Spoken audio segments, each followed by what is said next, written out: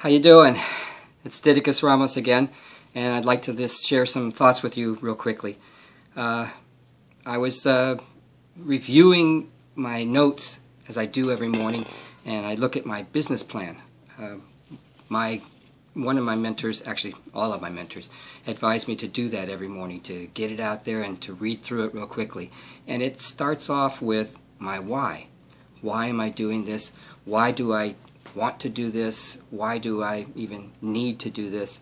But essentially, always asking that question, why?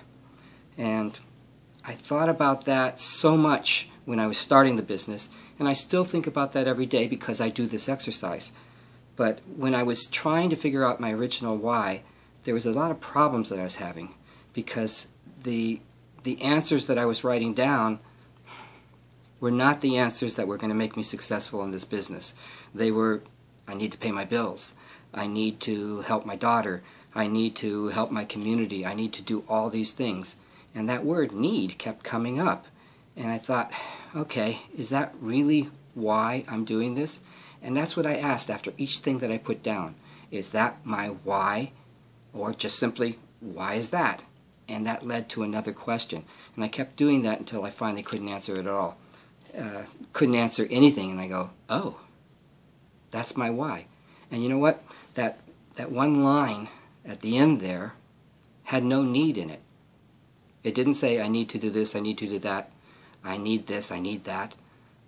It didn't even say, I want this or I want that. It was something completely and totally different. Now, sharing that with you, what my why is, doesn't really help you find your why. And that's why I have it written down. And that's why I remind myself of it every morning. And it's, well, years ago I worked in farmers markets. And I sold produce. And I sold actually fish.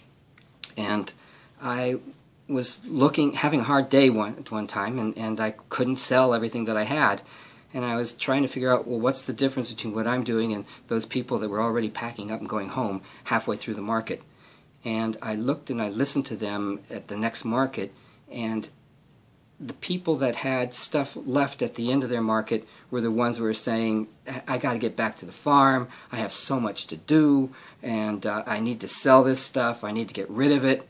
And the people that were packing up early were the ones that were saying, I've got the best tasting strawberries in the business. These are so sweet they melt in your mouth. Boy, I don't know how you can live without my strawberries. You really got to try them. It's really wonderful.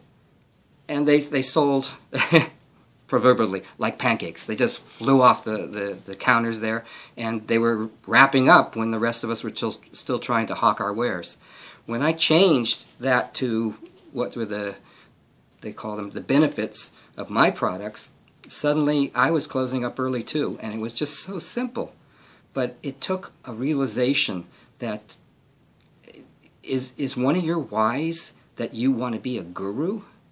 You want to tell people how to do things? You want to tell people what their problem is? And you want to give them what their solution is, and that's going to be something that you're selling right here?